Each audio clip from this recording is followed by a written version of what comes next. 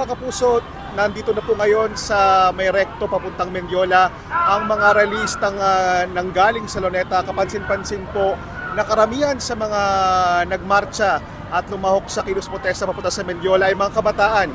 Sila rin po yung mga nakita nating galing sa iba't ibang state university na nag-join sa rally kanina sa Luneta.